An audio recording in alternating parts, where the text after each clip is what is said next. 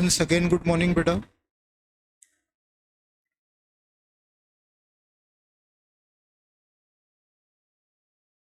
CA foundation सितंबर और नवंबर 24 whatever, अभी थोड़ा सा अनसर्टन है, उसके लिए आज हम अपना बिगिनिंग कर रहे हैं। 12th आपका कंप्लीट हुआ, कब हुआ था लास्ट पेपर? 4th, आज 11 है। 1 वीक में आपने क्लास ज्वाइन कर लिया, कॉन्ग्रेचुलेशंस आपकी इस एग्रेसिवनेस के लिए। ये डिसीजन आपको बहुत बेनिफिट देते हैं। डेफिनेटली बहुत सारी चीज़ें सेक्रीफाइस की हमने, लेकिन उसका रिजल्ट भी मिलता है। सीए फाउंडेशन टोटल 4 पेपर्स होते हैं। फर्स्ट पेपर अकाउंटेंसी 100 मार्क्स का, second paper business law 100 marks का, third paper mathematics and statistics and LR, ठीक है ना। मैथ्स 40 मार्क्स का, स्टैट्स 40 मार्क्स का, एलआर 20 मार्क्स का, लॉजिकल रीजनिंग, ठीक है। और last 4th paper economics 100 marks का। इसमें जो फर्स्ट एंड सेकंड पेपर्स हैं, जो 2 पेपर है फर्स्ट एंड सेकंड, वो descriptive long answer, just like 12th भी आपने जिस सिस्टम पर 12th पढ़ा है, ठीक है ना। भाई मार्किंग डिफरेंट हो सकती है, मैंने नहीं बोला कि एग्जैक्टली वही मार्क होंगे, मुझे नहीं आइडिया 12th का सिस्टम क्या है। 5 मार्क्स 10 मार्क्स 20 मार्क्स के क्वेश्चन आते हैं, ठीक है। बट यहाँ लॉन्ग आंसर्स मतलब 5 10 15 20 मार्क्स के क्वेश्चन आते हैं, लॉन्ग आंसर्स, ठीक है ना, बड़े क्वेश्चन। पेपर पेन स्कीम है, कॉपी में पेन से आंसर लिखते हैं, वो वाला सिस्टम है। फर्स्ट एंड सेकेंड पेपर, हमारा पेपर उसी में इन्वॉल्व है, ठीक। थर्ड मैथ्स और 4th इकोनॉमिक्स, ये एमसीक्यूज है, multi choice question. Single mark का एक क्वेश्चन होगा, 4 चॉइसेस होंगी ABCD, और एक करेक्ट आंसर को लिखना भी नहीं है, ओएमआर शीट होती है। आई होप आप सबने ओएमआर शीट देखी होगी, ओएमआर शीट को फिल करना होगा। ऐसे इन्होंने ICI ने CA फाउंडेशन को डिस्क्रिप्टिव कम ऑब्जेक्टिव पर सेट कर रखा है। अब हर एक सब्जेक्ट डिस्क्रिप्टिव कम ऑब्जेक्टिव नहीं है। फर्स्ट 2 पेपर प्योर डिस्क्रिप्टिव है, लास्ट 2 पेपर्स प्योर ऑब्जेक्टिव, ठीक। ये एक ओवरऑल नॉलेज है। आपको ये भी मालूम होगा कि ये जो सिस्टम आप पढ़ रहे हैं, ये अभी चेंज हुआ है, अप्लाई हुआ है।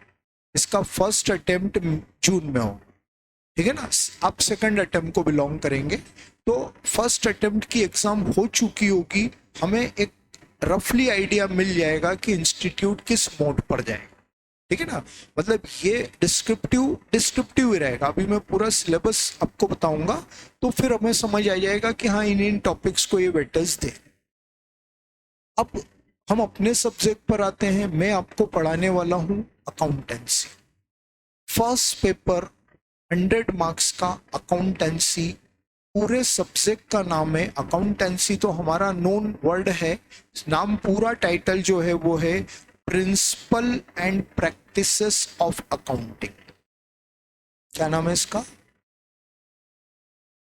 ICAI के हर स्टेप के पीछे बेटा कोई लॉजिक, ठीक है ना।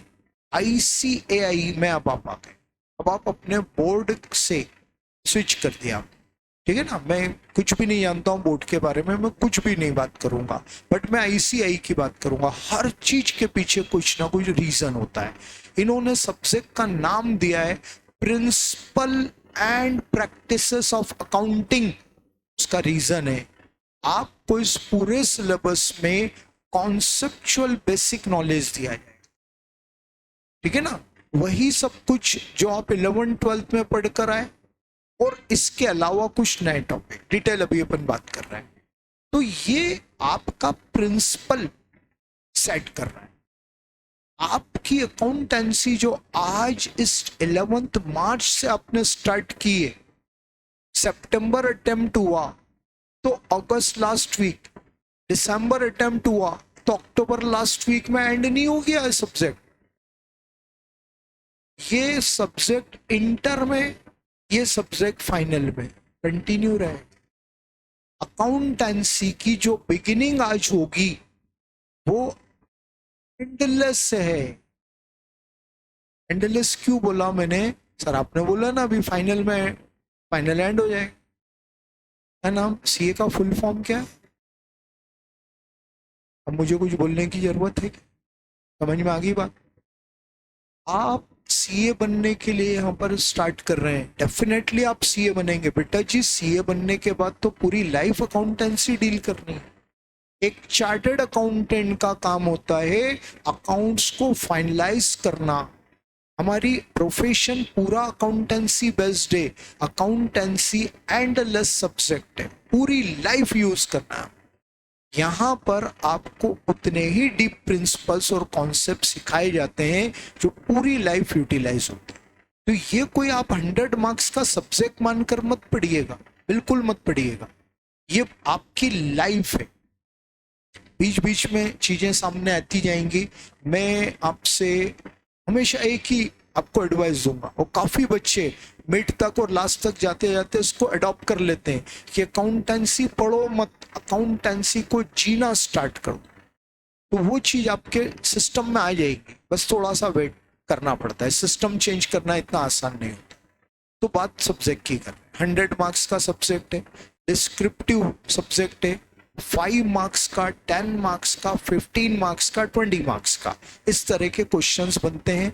मार्क्स वाली बात तो बहुत लेट समझ में आई, एटलीस्ट मिड सिलेबस तक तो आना ही पड़ेगा। वो बात अपन बाद में करेंगे, बट ये फैक्ट हो गया कि एमसीक्यूज जैसा नॉलेज नहीं है, डिटेल स्टडी कर, ठीक है ना? अब हमारा सिलेबस हमें 100 मार्क्स में क्या क्या पढ़ाता है बेटा जी? मैंने डायरेक्ट साइट पर जाकर आपको सिलेबस ओपन करके दिया है, ठीक है ना? ये अकाउंटेंसी का सिलेबस है, ठीक। थेरोटिकल फ्रेमवर्क अभी अपन इसकी बात ना करें, ये थियरी है, इसको अपन बाद में डील करेंगे ना, स्टार्टिंग इससे नहीं होती है। इसके बाद आती है chapter second, accounting process, journal, ledger, trial balance, subsidiary book, cash book. बेटा जी ये बेसिक अकाउंटिंग सिलेबस ने दी है, लर्निंग का पार्ट है, एग्जाम का पार्ट कभी नहीं बनता है, कभी नहीं बनता है। ऑलरेडी इतना बड़ा सिलेबस है, अगले 10 मिनट में आपके सामने आएगा कि उसके बाद ये एग्जाम जर्नल लेजर का क्वेश्चन बना है लाइक 11, ये पॉसिबल ही नहीं। क्यों रखा है सर फिर यहाँ पर? काफी नॉन कॉमर्स स्टूडेंट्स ये करने आते हैं, जिन्होंने 11th-12th में अकाउंटेंसी नहीं पढ़ा, वो माइग्रेट कर रहे हैं, साइंस से स्विच करके सीए में आ रहा है। CA accounting best subject course है, तो उनको बेसिक अकाउंटिंग सिखाना है, वह आईसीआई ने इस पर्पस से रखा है। दूसरा पर्पस, 11 कॉमर्स स्टूडेंट के भी 2 साल पुराने कॉन्सेप्ट थोड़े से इग्नोर हो गए। ट्रस्ट मी बेटा, कोई आपको अंडरस्टिमेट नहीं कर रहा हूँ। 1000-1200 की स्ट्रेंथ नाटा एकेडमी में एक साल में सीए फाउंडेशन की होती है। उन सारे बच्चों को उनका लेवल वॉच करने के बाद कि उस लेवल पर हमने 11th में पढ़ाई नहीं की है जो यहाँ रिक्वायर्ड है, उसको रिवाइज करने के लिए कॉमर्स स्टूडेंट के लिए भी ये चैप्टर्स रखे हुए हैं, ठीक है ना? तो एग्जाम इनका क्वेश्चंस फ्रेम नहीं करता है, लेकिन हमें इसलिए पढ़ना है क्योंकि हम जिस चीज को 2 साल पहले पढ़कर आए उसका एक कंप्लीट ब्रशअप रिवीजन यहाँ पर हो जाए। मे बी पॉसिबल कि जिस लेवल का नॉलेज हमें चाहिए वो अगर हम भूल गए या हमने पढ़ा ही नहीं, वो हमारे को यहाँ पर नॉलेज मिल जाए, ठीक है ना? जैसे एक छोटा सा एग्जांपल क्वेश्चन फॉर्म में दे रहा हूं, आपको अगर आंसर आता है कंफर्टेबली, कोई प्रेशर नहीं आपके ऊपर, और मेरा क्वेश्चन पूछने का कोई इंटेंशन आपको इंफीरियर फील करवाना नहीं, एक सिर्फ मतलब ओपन डिस्कशन कर रहे हैं। Commence business with cash, cash से बिजनेस स्टार्ट किया, जर्नल एंट्री क्या होगी? Cash account debit to capital, very good. बेटा जी कैश डेबिट किस लॉजिक से किया आपने? कैश बिजनेस में आ रहा है इसलिए डेबिट हुआ, बिल्कुल सही बोला। कैपिटल क्रेडिट के पीछे क्या लॉजिक? हाँ बेटा, और कोई? तो क्रेडिट क्यों?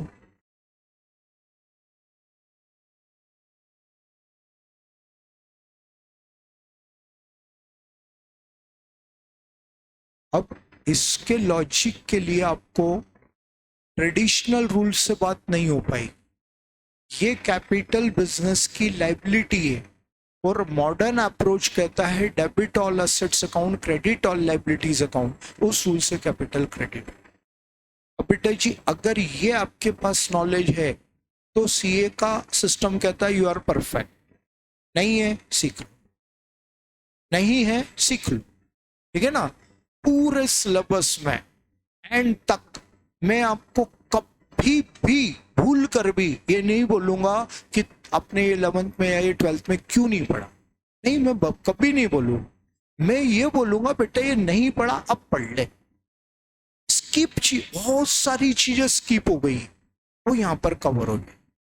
किसी भी चीज को पढ़ते समय ये थॉट माइंड में मत लाइएगा यार ये तो हमने पहले पढ़ा हुआ था। नहीं, अपने इस अकाउंटेंसी में जितना पढ़ा है वो अभी अनाउंस कर रहा हूं, लेकिन आपको डेप्थ नॉलेज चाहिए, आपको ओवरऑल कॉन्सेप्चुअल नॉलेज चाहिए। लर्निंग प्रोसेस जिसको हम बोलते हैं ना रट्टा मार पढ़ाई, वो हमारी यहाँ नहीं चले। आपने अगर 11th में प्रॉपर वे में अकाउंटेंसी पढ़ा है तो मिनिमम 40-50 क्वेश्चन हर एक स्टूडेंट करके बैठा है। 40-50, इवन कई लोग तो 100 क्वेश्चन करके बैठते हैं। लेकिन अगर आपने 100 क्वेश्चन में से 20 क्वेश्चन में बार बार capital credit capital credit capital credit, तो इनडायरेक्टली लर्निंग हो गया, रट गया, अरे कैपिटल क्रेडिट ही होता है। सीए क्या कहता है बेटा इसके पीछे का लॉजिक समझ तू, कैपिटल क्रेडिट करने के पीछे का रीजन क्या है, और वो चीज हम पढ़ेंगे। तो ये बेसिक अकाउंटिंग को भी हम पढ़ते हैं, एक एक क्वेश्चन के थ्रू कवर करेंगे। वो सारा नॉलेज जो आपको रिक्वायर्ड है वो यहाँ पर कवर होगा। लेकिन ये एग्जाम में क्वेश्चन फ्रेम नहीं होता है। मैं अभी इसको इतना क्लैरिटी के बाद हटाकर अब मेन सिलेबस पर लाता हूँ। रेक्टिफिकेशन ऑफ एरर्स कहाँ का टॉपिक है, याद आता है क्या? 11th का, राइट है। Rectification of errors, bank reconciliation state, ये भी 11th का टॉपिक ना। इन्वेंट्री को छोड़ देते हैं अभी, है ना, ये वर्ड आपके लिए नया है। फिर डेप्रिसिएशन, ये भी 11th है ना, नहीं था, ठीक है ना। वो लोकल स्टडी है तो कहीं कुछ टॉपिक स्किप होंगे, कोई इशू नहीं, मत लोड लेना। अभी सिर्फ अपन ओवरऑल में आपको सिलेबस दिखा रहा हूँ। Depreciation, bills of exchange, CBSE में बिफोर लास्ट ईयर ये सिलेबस से हटा दिया गया था, ये मुझे श्योर है। एमपी बोर्ड में था या नहीं मुझे क्लियर नहीं, नहीं है तो आप लोगों के 11th से भी इसको हटा दिया गया। ये फर्स्ट बैच आएगी, आप लोग फर्स्ट बैच ऐसी हो कि जो बिल्स ऑफ एक्सचेंज नहीं पढ़कर आई, ठीक है ना। इन्होंने क्यों ऐसा चेंज किया मुझे बोर्ड का कोई आइडिया नहीं है, इसलिए मैं कोई अनाउंसमेंट नहीं करूंगा। बट इस चैप्टर को 11 से हटाकर इन्होंने गलत डिसीजन लिया है, ठीक है। हम कुछ उस पर तो इंटरफेयर कर ही नहीं सकते हैं, हमारे लिए भी टॉपिक नया हो गया। इन्वेंट्री नया, बिल्स ऑफ एक्सचेंज नया, बाकी के 11 के टॉपिक है। चलो आगे बढ़ते हैं। फाइनल अकाउंट्स, ये भी टॉपिक 11 का ही है ना। ये जो दो दो टाइटल है वो अपन डिटेल में बाद में बात करेंगे। सिंपली जिसमें ट्रेडिंग P&L बैलेंस शीट बनाते थे, आई होप याद आ रहा हो, है ना, 11 का टॉपिक है, ठीक। फिर इसके बाद आता है 8 number chapter, financial statement of non profit organisation, जिसको हम इनकम एंड एक्सपेंडिचर भी बोलते हैं। ये भी आपके 11th-12th में नहीं, ठीक है ना, ये टॉपिक आपके लिए नया हो गया, ठीक। फिर इसके बाद आता है सिंगल एंट्री 9th नंबर, ये टाइटल ऐसा है, अकाउंट्स फॉर इनकम्प्लीट रिकॉर्ड, इसको सिंगल एंट्री कहते हैं। ये टॉपिक भी आपके लिए नया हो, है ना। फिर आ जाती है पार्टनरशिप पूरी, एक introduction, admission of partner, retirement of partner, death of partner, dissolution of firm, सब था आपके पास। ये सब आपने 12th में पढ़ा हुआ है ना। चलो इसके बाद आता है कंपनी, कंपनी वाले पार्ट में है issue and forfeiture of share, ये आपके सिलेबस का पार्ट है। इशू ऑफ डिबेंचर आपके सिलेबस का पार्ट रहा है।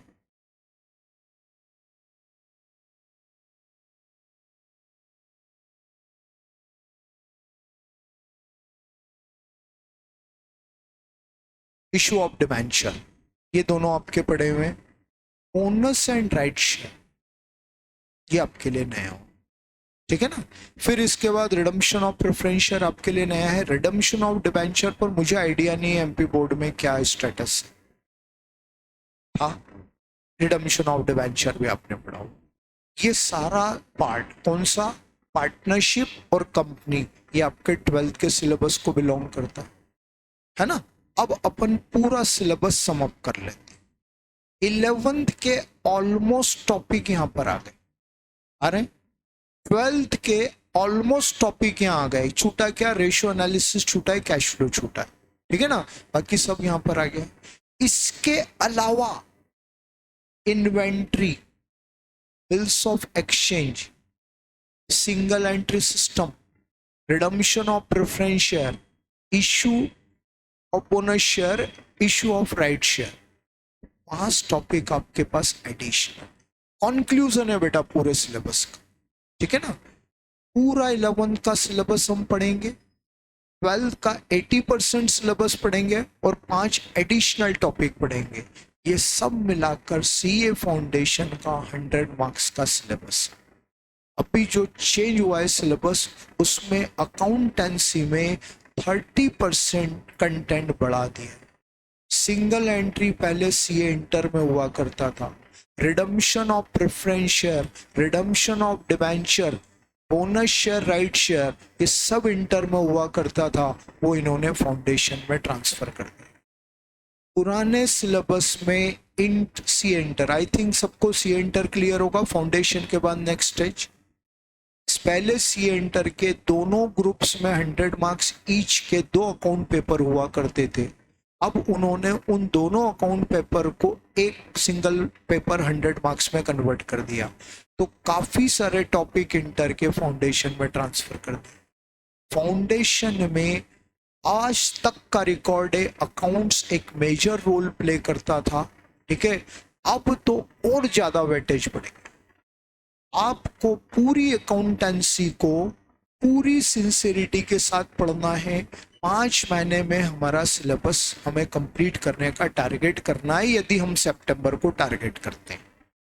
अगर हमारा अटेम्प्ट दिसंबर पर जाता है एज यूजुअल जो अभी तक हुआ है, तो फिर हमारे पास टाइम बहुत है। लेकिन अगर हम 5 महीने की बात करेंगे तो हमें पूरा टाइम डिवोट करके चले। तो ये सिलेबस हम पढ़ेंगे। ये तो मैंने सिर्फ टाइटल बताया। इंटरनल कंटेंट में डिफरेंस है। जैसे अभी रिसेंटली आप 12th में डिसोल्यूशन पढ़कर आए, क्या पढ़ा? डिसोल्यूशन, डिसोल्यूशन ऑफ फर्म, बस। डिसोल्यूशन, इंसॉल्वेंसी, दिवालिया होने की वजह से पार्टनर फर्म इंसॉल्वेंट, डिसॉल्व हो रही है। ये था आपके सिलेबस में। अच्छा कि ये सिलेबस में होता है, मुझे आइडिया नहीं है, सीबीएसई में नहीं होता है। गार्नर मुरे केस लॉ होता है इसमें। डिसोल्यूशन विथ इंसॉल्वेंसी में एक गार्नर वर्सेस मुरे केस लॉ होता है, राइट है। ये हमारे को इसके साथ पढ़ना है। और तीसरा और नेक्स्ट कंटेंट है पीसमिल डिस्ट्रीब्यूशन। क्या होता है ये? आपने क्या पढ़ा है डिसोल्यूशन ऑफ फर्म में कि एक फर्म डिसॉल्व, उसने अपनी सारी एसेट सेल कर दी, ऐसा आ गया, एक्सटर्नल लायबिलिटी को पे ऑफ किया, पार्टनर्स कैपिटल को पे ऑफ किया, फर्म बंद हो गई। हाँ, ये डिसोल्यूशन, राइट है। प्रैक्टिकली ये पॉसिबल थोड़ी है भाई, प्रैक्टिकली ये पॉसिबल थोड़ा है। मैं आपको 2 ऑप्शन में क्वेश्चन पूछ रहा हूँ, किसी एसेट्स को परचेस करना इजी है या सेल करना इजी है? परचेस करना या सेल करना? श्योर, सेल करना डिफिकल्ट है।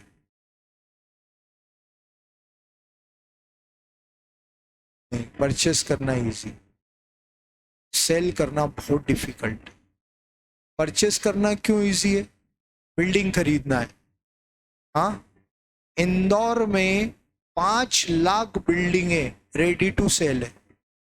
कोई ऑथेंटिक डेटा नहीं है, अपने अंदाजे से जो मेरा ओवरऑल जनरल नॉलेज है उसके बेस पर बोल रहा हूँ। 5 लाख से ज्यादा निकलेगी, कम तो बिल्कुल नहीं निकलेगी, ठीक है ना। शहर है आउटसाइड इंदौर में, बड़ी बड़ी कॉलोनीज में मल्टी स्टोरीज खड़ी हुई है, किसी में 50 फ्लैट, किसी में 100 फ्लैट, किसी में 200 फ्लैट, ठीक है। अभी जाओ वहां पर लिखा रहता है booking open, booking open, colony है, प्लॉट कटा हुआ है, डुप्लेक्सेस बने, बंगलौज बने हुए हैं, सारे रेडी टू सेल है, पुराने हजारों मकान बिकाऊ हैं। कितना इजी है, जेब में पैसा रख कर ले जाओ, ये खरीदो तुरंत, इमीडिएट। इसलिए परचेस इजी, सेल करना। आप बेचने जा रहे हो, बायर ही नहीं।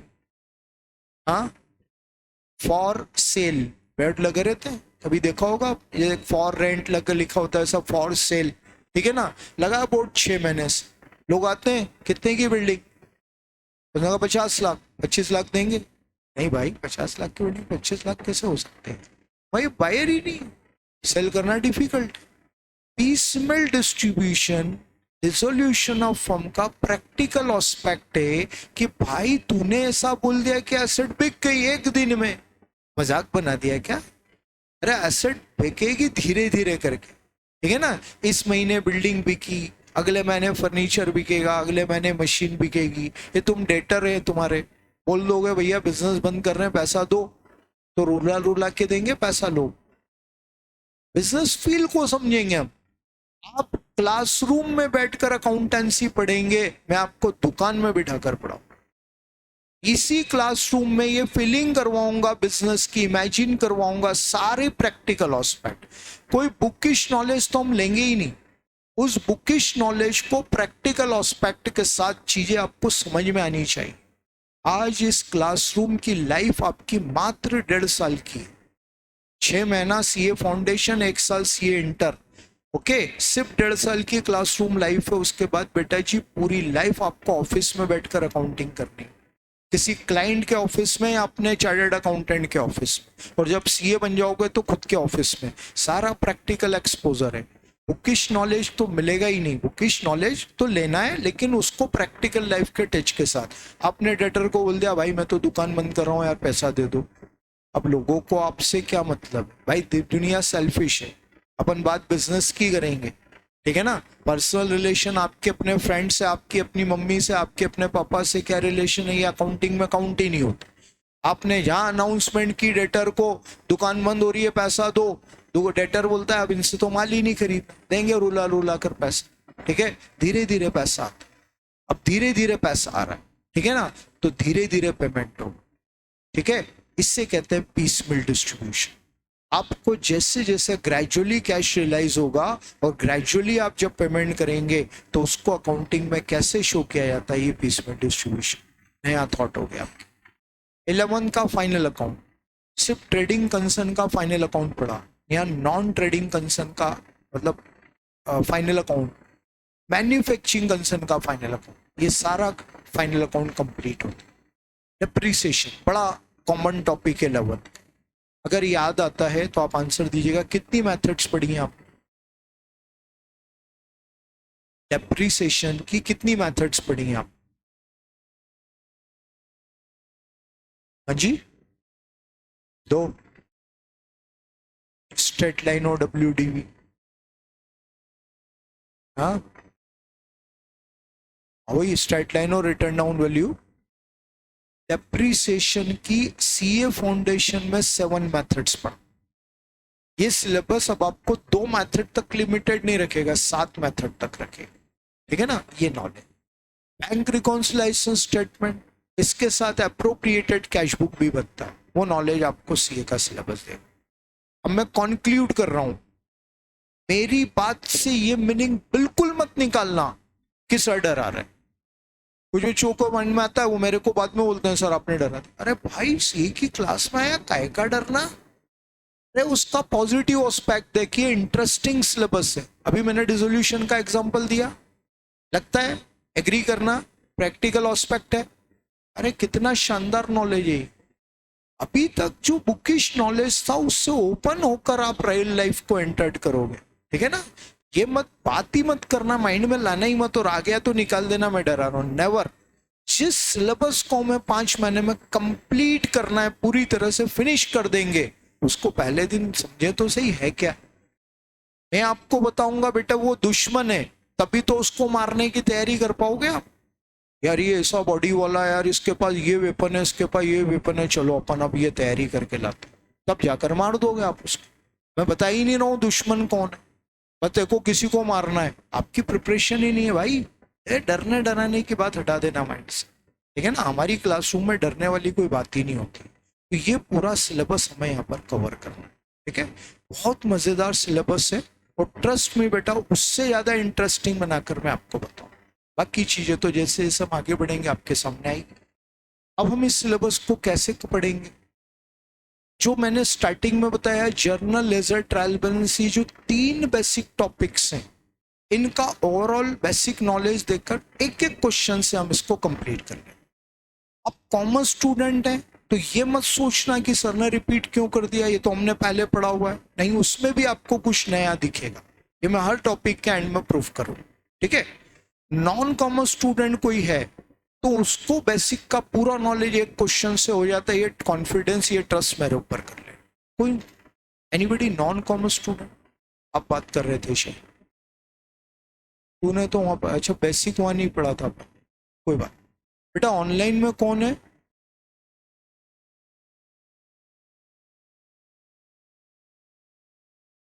कोई नॉन कॉमर्स स्टूडेंट है?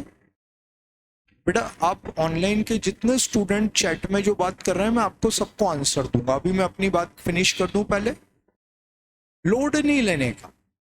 नॉन कॉमर्स स्टूडेंट को एक बात ध्यान में रख लेना, मैं जीरो से पढ़ाऊं, जो जीरो होता है एग्जैक्टली वहां से, ठीक है ना। और इसमें आपको आपका पूरा अचीवमेंट मिलेगा। आप पहली बार पढ़ने आए हैं, मेरे लिए यूजुअल टास्क है, ठीक है ना। बिल्कुल लोड मत लेना, बस एक गलती मत कर, क्या कि इन कॉमर्स स्टूडेंट से कॉम्पीट करने की बस सोच, नहीं कर पाएंगे। पहले दिन एक्सेप्ट कर लेना इस बात को कि हमसे ऑलरेडी 2 साल आगे हैं। इन्होंने 11th और 12th दोनों में मिलाकर अकाउंट्स पढ़ा है, उस अकाउंट का डेबिट क्रेडिट हम कल सीखेंगे, तो ये डेफिनेटली हमसे आगे रहेंगे। लेकिन जब चैप्टर एंड होगा तब इक्वलाइज हो जाएंगे। दूसरी बात, मेहनत पूरी कर। अकाउंटेंसी को इजी है ये मैं बोल रहा हूँ, इजी मैं बना कर दूंगा, लेकिन आपके अपने पढ़ने के बाद। तीसरी बात, कोई डाउट आए फ्रेंकली यहाँ पर आप कांटेक्ट करो, मुझे बोलो पढ़ कौन रहा है, आप पढ़ा कौन रहा है, मैं, आप और मैं, मेरे अपने दोनों के बीच में बिल्कुल डायरेक्ट कम्युनिकेशन होगा। हेजिटेट नहीं होना, मेरे साथ थोड़ा सा अलग पॉइंट है, डिग्निटी मेंटेन करके रखना है, ठीक है ना। मेरे को टारगेट करेंगे वो तो मैं बर्दाश्त ही नहीं करूंगा, लेकिन आपको कोई प्रॉब्लम है बिंदास आइए। आप टीचर को कुछ पूछ लिया तो उनका टेम्परामेंट हाई हो जाता है, ये मेरे साथ बेटा जी नहीं होता। मैं बड़े फ्रेंडली एटमॉस्फेयर में पढ़ाता हूँ, मेरे बच्चे को डाउट है तभी तो पढ़ने आया, अगर वो ब्रिलियंट होता तो घर में ही बैठ जाता। ये मेरी थियरी है, मेरा प्रिंसिपल है, इसलिए कहीं कुछ सोचना ही, बिंदास आओ बात करेंगे बस। तो ये स्ट्रेटेजी बाकी सबके लिए नया है। पैशंस रखते हुए पढ़ो, पैशनेट नहीं रहे। आप सोच रहे हो कि 2 दिन में 4 दिन में सब समझ में आए, तो बेटा ऐसा थोड़ी होता। मैजिक स्टिक किसी के पास नहीं, मेरे पास भी नहीं। पैशंस रखोगे धीरे धीरे समझ में आएगा। साइंस फिजिक्स तो पढ़ा ही होगा, इलेक्ट्रिसिटी पढ़ा होगा, करंट कब सप्लाई होता है, जब सर्किट कंप्लीट होता है। अभी नीचे हमारे यहाँ रिनोवेशन चल रहा है फर्स्ट फ्लोर पर, ठीक है। अभी मैं वो 101 जो क्लासरूम है वहां पर स्विच ऑन करूं, इलेक्ट्रिशियन को चिल्ला करो ये कैसा काम किया यार तूने, ये फैन चल ही नहीं रहा है। सर थोड़ा शांति रखो, अभी मैंने सिर्फ कनेक्शन किए हैं, ठीक है ना, सर्किट कंप्लीट नहीं हो, अभी काम चल रहा है। 2 दिन बाद आना आप, अभी आप जाओ, हटा देगा मेरे को वहां से। वो एक एक लाइन को कनेक्ट करते हुए जाएगा, और फिर वो जो मेन स्विच है वहां पर उसको कनेक्ट करेगा, ठीक है। और वो वहां पर मेन स्विच को एमसीबी ऑन करेगा, बोले अब आप ऑन करो, सारे स्विचेस ऑन, क्या करंट सर्किट कंप्लीट हो गया। हमारी अकाउंटेंसी में भी सर्किट होता है। आप जर्नल पढ़ रहे हो, आपको इनकम्प्लीशन लगेगा, लेजर पढ़ रहे हो इनकम्प्लीशन, ट्रायल बैलेंस पढ़ोगे, अब ट्रायल बैलेंस पर जाकर सर्किट कंप्लीट हो जाता है। इसलिए पैशनेट रहना, सब कुछ समझ में आएगा, ठीक है। ये हो गई बात। कैसे पढ़ेंगे? 3 बेसिक टॉपिक को हम ज्यादा टाइम नहीं देते, बिल्कुल स्किप मैं नहीं करूंगा ये बोलकर बेटा 11th में पढ़ा वही है, एग्जाम में क्वेश्चन नहीं आता है, वो शायद आपके लिए हार्मफुल रहेगा। और उसको 11th जैसे 10-10 दिन का टाइम भी हम नहीं देते, ठीक है ना। तो उसको हम एक एक क्वेश्चन में फिनिश करते हैं। इसके बाद जो मेन सिलेबस आपका पूरा बिगिनिंग टू लास्ट, ये मैं हर एक टॉपिक का बेसिक एक्सप्लेनेशन आपको दूं। अकॉर्डिंग टू लेंथ बेसिक में टाइम लगेगा, किसी में आधा घंटे में बेसिक हो जाएगा, किसी में 1 आवर में, किसी में 4 आवर्स में, किसी में 6 आवर्स। अब 4 आवर 6 आवर का मतलब 1 सिटिंग में नहीं, 4 लेक्चर 6 लेक्चर्स। 2-3 टॉपिक के बाद आपका सबका ही एक्सपीरियंस बन जाएगा। चूंकि मुझे पहला दिन है इसलिए सब कुछ बोलकर ही बताना पड़ता है कि मेरा बेसिक आपने समझ लिया, मतलब आपको इस चैप्टर पर पूरा कमांड हो जाता है। बेसिक्स में मैं हर चीज बता देता हूँ। जैसे फाइनल अकाउंट की बात करते हैं, फाइनल अकाउंट का बेसिक हमारा चलता है 5 दिन। क्या पढ़ाते हो सर बेसिक में आप? ऐसा 5 दिन तक क्वेश्चन नहीं करेंगे, 5 दिन तक हम सिर्फ उस फाइनल अकाउंट का बेसिक पढ़ेंगे। ये फाइनल अकाउंट टॉपिक है, इसका पूरा कंप्लीट डेफिनेशन पार्ट। फिर ये आ गई फॉर्मेट, क्या रिकॉर्ड करते हैं। इसके बाद एक अलग नोट्स में 2 पेजेस का 25 एडजस्टमेंट, सब कुछ हम बेसिक में पढ़ेंगे। इतनी पूरी प्रिपरेशन के बाद फिर जब हम क्वेश्चन पर आएंगे, ये क्वेश्चन का पूरा सिस्टम हमें समझ में आए। वहां ये नहीं होगा कि मैं पढ़ा रहा हूँ 2 2 4 और आपको समझ में आ रहा है 2 2 5, जो अकाउंट्स का सबसे बड़ा एक हार्ड लग रहा है। अब ये चीजें यहाँ पर खत्म हो जाती हैं। हर एक टॉपिक का बेसिक एक्सप्लेनेशन मैं आपको देता हूँ। जब बेसिक कंप्लीट हो जाता है तो फिर क्वेश्चन हम सॉल्व करते हैं। पूरे सिलेबस में इस बुक से आपको ये सिलेबस कंप्लीट होगा। ये इस तरह की एक बुक अभी आपको मिलेगी। ये थोड़ी सी प्रिंटिंग में है, हमारे सभी सब्जेक्ट चेंज हुए हैं इसलिए थोड़ा सा टाइम लग रहा है, क्योंकि नए सिलेबस की ये सेकंड बैच है, पहला सेशन अभी स्टार्ट हो रहा है। ऐसी एक बुक आपको मिल जाएगी, इसमें पूरा सिलेबस है। ये बिल्कुल उसी का पीडीएफ मैं आपको सॉफ्ट कॉपी में बता रहा हूँ स्क्रीन पर। ऐसे हर एक टॉपिक में पहले क्लास वर्क है, ये सॉल्यूशन भी आप वहीं देख लो, यही मैं इसी तरह से सॉल्व करके बताता हूँ। हर एक एक क्वेश्चन यहाँ पर स्क्रीन पर सॉल्व हो, पूरा एक एक क्वेश्चन वर्ड टू वर्ड आप उसको नोट डाउन करेंगे, ठीक है। ये कंप्लीट क्लास वर्क होने के बाद फिर हर एक टॉपिक में होमवर्क स्टार्ट हो जाता है। क्लास वर्क कंप्लीट होने के बाद फिर मैं आपको बोलूंगा बेटा होमवर्क आपका पार्ट है, आपको सॉल्व करना है कंप्लीट 1 बाय 1। जिस लेवल पर क्लास वर्क आपने क्लास में समझे हैं, नोट किए हैं, उस लेवल पर होमवर्क है, आप खुद से सॉल्व करते हैं, आपको कमांड हो जाता है, ठीक है। होमवर्क ये तो बड़ा मतलब हमारे लिए एक पैनिक पॉइंट हो गया है, क्योंकि आज तक हम इसी की प्रॉब्लम को सफर करते हैं, है ना। होमवर्क टीचर का प्रेस्टीज इशू, दे दिया टाइम पास के लिए और नहीं करके लाए तो पनिशमेंट। इस सारी जो मिसकंसेप्शन होमवर्क के बारे में मेरे रिगार्डिंग हटा दो। होमवर्क मेरा स्टूडेंट खुद एक्साइटेड होकर करता है, मैं रोकता हूं क्योंकि इस एक लेवल के बाद ही होमवर्क स्टार्ट होगा। ऐसा नहीं होगा कि पहला क्वेश्चन क्या और होमवर्क स्टार्ट हो। भाई पेशेंस रखना, सर कब करूं मैं होमवर्क, अनाउंसमेंट का वेट करता रहता है, सर कब बोलेंगे होमवर्क स्टार्ट करने का और मैं करूं। बिल्कुल अपोजिट है, मेरे को प्रेशर क्रिएट नहीं करना पड़ता है। मेरा स्टूडेंट मतलब आप भी मेरे स्टूडेंट बन गए, थोड़ा सा फ्लो में आने में 2-4 दिन लगेंगे, आपकी मेरी ट्यूनिंग सेट हो जाएगी, सब होमवर्क अपने आप करोगे, कोई प्रेशर नहीं है। हाँ, हर बैच में 2-4-5 स्टूडेंट कुछ टाइम पास वाले होते हैं, लेजी होते हैं, तो वॉचिंग के लिए मैं होमवर्क की कॉपियां चेक करता हूँ, लेकिन कोई पनिशमेंट नहीं है बेटा, अपने आप होमवर्क होता है, सब हो गया अपने आप कंप्लीट। जो लेजी है मैं कोशिश करता हूँ वो हार्ड वर्किंग पर आ जाते हैं, नहीं आए फिर वो उनकी प्रॉब्लम है। ये होमवर्क सॉल्व, होमवर्क सॉल्यूशन आपने कंप्लीट कर लिया अपनी कॉपी में, है ना। अब मैं उसका एक एंड डेट फिक्स करने के बाद, जो भी मैंने एंड डेट फिक्स की है उसके बाद मैं आपको पीडीएफ सेंड करता हूँ उसके सॉल्यूशन। पूरा सॉल्यूशन पीडीएफ आपके पास आ जाता है, आप एक एक क्वेश्चन के सॉल्यूशन को चेक कर लें। आपने चेक कर लिया, आपको मिस्टेक मिली, आपको खुद ही को समझ में आ गया मिस्टेक इस वजह से, आपने टिक करेक्ट कर लिया। आपको डाउट आया, सर अगर प्रॉब्लम आया तो कोई डाउट मत रखना। हर एक चैप्टर के होमवर्क का ओपन डाउट सेशन होता है क्लासरूम के अंदर ही। बोलो बेटा फर्स्ट क्वेश्चन किसको डाउट है, 4 बच्चों को डाउट है, वो अपना डाउट पूछ लेते।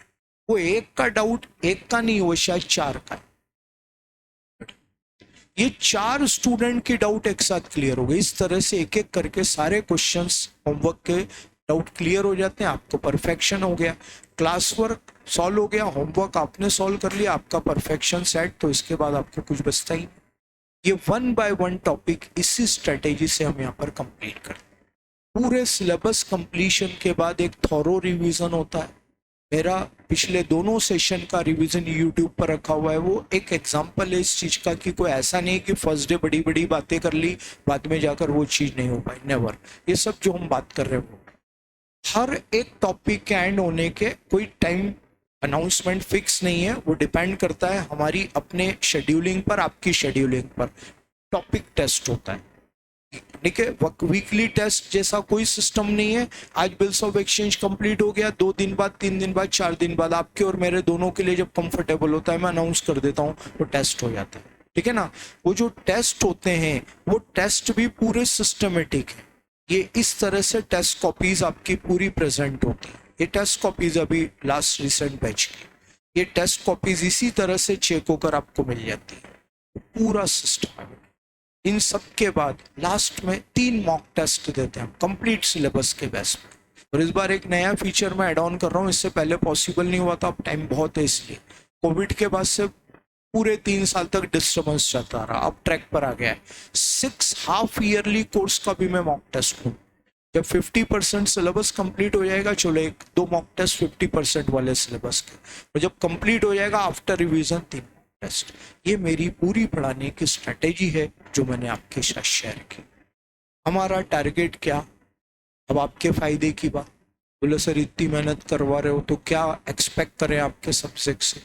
बेटा ये सब्जेक्ट देता है 90+, बिल्कुल ट्रैक रिकॉर्ड रहा है इस सब्जेक्ट ने, हमेशा 90+ दिए। ये जब आपको बुक मिल जाएगी तो पीछे कुछ पास्ट अचीवर्स के फोटो हैं, 95 आउट ऑफ 100 रिसेंट 2 अटेम्प्ट्स में जो लास्ट ईयर था। पहला जो सीए फाउंडेशन का अटेम्प्ट था उसमें 99 मार्क्स आए। और फॉल्स स्टेटमेंट मेरे नहीं है, ये जो मेरी अगला लाइन है उससे आपको शायद प्रूफ हो जाएगा। अभी जो रिजल्ट आया था 1 महीने पहले, उसमें अकाउंट्स में 90 भी नहीं है। हाईएस्ट मार्क्स मैंने जो दिए 88 दिए। जो स्टूडेंट का फोटो लगा है नीचे एक होर्डिंग पर 361 जिसके हाईएस्ट है, ठीक है, वो 88 मार्क्स पर रुक गया। क्यों? एक्सेप्शनल पहली बार 90 मार्क्स भी टच नहीं हुए, क्योंकि बिल्स ऑफ एक्सचेंज का 10 मार्क्स का एक क्वेश्चन एग्जाम में गलत प्रिंट हो गया है। और अभी जितनी कॉपीज आईसीआई से बच्चों की चेकिंग होकर आ रही है, उस क्वेश्चन के उन्होंने मार्क्स ही नहीं। ट्रस्ट मी, जिस दिन रिजल्ट आया था 2 दिन तक मैं इतना ज्यादा फ्रस्ट्रेटेड था कि ऐसा क्यों हो रहा है, 90 भी कोई टच नहीं कर रहा है। लग गया कि बिल्स ऑफ एक्सचेंज में कोई झोलझाल हुआ है। और जब कॉपी सामने आई तो चीजें प्रूफ हो गई। वो बिल्स ऑफ एक्सचेंज के उस 10 मार्क्स के क्वेश्चन की वजह से वहां वो मार्क्स आकर टिक गए। जिस स्टूडेंट को 88, 87, 86, 87 वाले तो 4 स्टूडेंट हैं, लाइन लगी पड़ी हुई है, वो सारे स्टूडेंट्स के अगर वो बिल्स ऑफ एक्सचेंज के 10 मार्क्स में ऐड करूं तो वो 98, 97, 96 पर जा रहे हैं। लेकिन जो है रिजल्ट रियलिटी में 88 पर आकर क्लोज हो गया। तो ये हमारी सारी अचीवमेंट। और आप श्योर हो जाइए ये एक्सीडेंटल केस है, कुछ चीजें गलत होना और उसकी वजह से मार्क्स नहीं मिलना, यूजुअल ऐसा होता नहीं है। 90 मार्क्स 90+ के लिए हम मेहनत करेंगे, हम 40-50 की बात ही नहीं करेंगे। बहुत गंदी बात, चीप लैंग्वेज में बोल रहा हूँ, बट ये फैक्ट है कि अगर किसी का टारगेट 50 मार्क्स का है कि यहाँ पासिंग आ जाए अपना तो काम हो जाएगा, बैच छोड़कर चले जाना भाई, बिल्कुल नहीं पढ़ते। आप 11-12 की पढ़ाई से 50 तो ले आओ, टारगेट यही रखना अपना, और डेफिनेटली हम उसको अचीव करें। तो इतनी सारी बातें मैंने फर्स्ट डे में अपने सब्जेक्ट के बारे में बताता हूँ, ये हमने की, ठीक है। कोई क्वेश्चन है आपके माइंड में तो आप प्रेस कर लीजिए। बेटा ऑनलाइन में 2-3 स्टूडेंट का हिंदी मीडियम से रिलेटेड एक क्वेश्चन है, तो बेटा आप सब लोग एक चीज को एक्सेप्ट कर लेना, 11th-12th में आपने क्या पढ़ा है वो डिफरेंट है। आईसीएआई के रूल के अकॉर्डिंग अकाउंटेंसी प्योर इंग्लिश में चलती है। आपकी एग्जाम में पेपर इंग्लिश में आता है, आपको कॉपी में इंग्लिश में लिख कर देना है। अकाउंट्स प्रैक्टिकल क्वेश्चन के साथ जो थियरी है वो हिंदी में आप लिख सकते हैं। पेपर कंपलसरी इंग्लिश में आता है, न्यूमेरिकल क्वेश्चन इंग्लिश में करने हैं, इसलिए हिंदी बैकग्राउंड है आपका तो आप हटा दो माइंड से। थोड़ी सी 10 दिन 15 दिन का पेशेंस रखना, सब चीजें आपको क्लियर हो जाए। ठीक बेटा, यही क्वेश्चन है।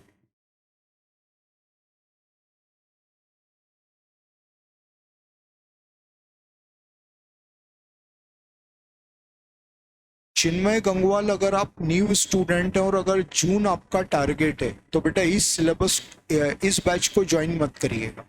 सारे न्यू स्टूडेंट आफ्टर 12th एक बैच में जाएंगे, तो पहले वो जो सिलेबस मैंने वहाँ पढ़ाया है उसके बाद मैं आगे कंटिन्यू करूँगा।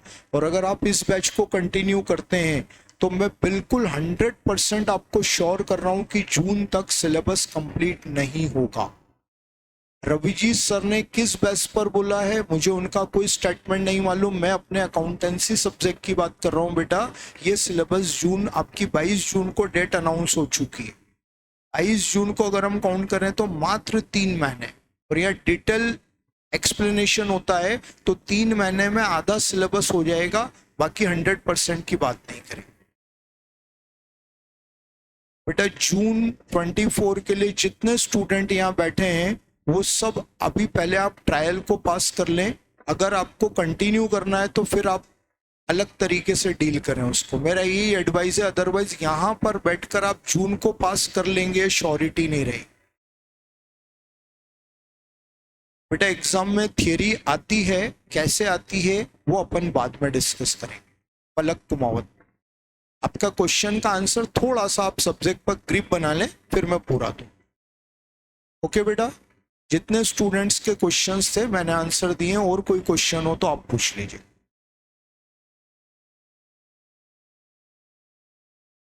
हाँ, आप अप्रैल तक इसको कंटिन्यू कर लो, कोई प्रॉब्लम नहीं। उसके बाद आप वो जो मैं सिस्टम बताऊंगा उस पर आप माइग्रेट हो जाना। हाँ, आप कॉल करके बात कर लीजिएगा मेरे से। बेटा ये रेगुलर क्लास ही है, आप लोग डेमो का गलत मीनिंग निकाल लेते हैं। डेमो का मतलब इस रेगुलर क्लासेस में आप 3 दिन ट्राई कर लीजिए, आपको कंटिन्यू करना है, डिसकंटिन्यू करना ओके, ये बैच ऐसे ही कंटिन्यू रहेगा। बेटा टर्मोलॉजी हिंदी में नहीं आती है, एक्सप्लेनेशन बाय लैंग्वेज होता है। टेस्ट ऑफलाइन ऑनलाइन दोनों होता है बेटा। बेटा फिर से सुन लें, ये डेमो क्लासेस रेगुलर क्लास है, आपके लिए डेमो है, हमारे लिए रेगुलर क्लासेस। कैलकुलेटर कोई सा भी चलेगा। ये न्यू बैच आज ही से स्टार्ट हुआ है।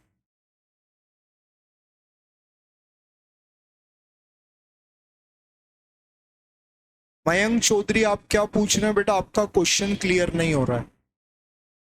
ओके,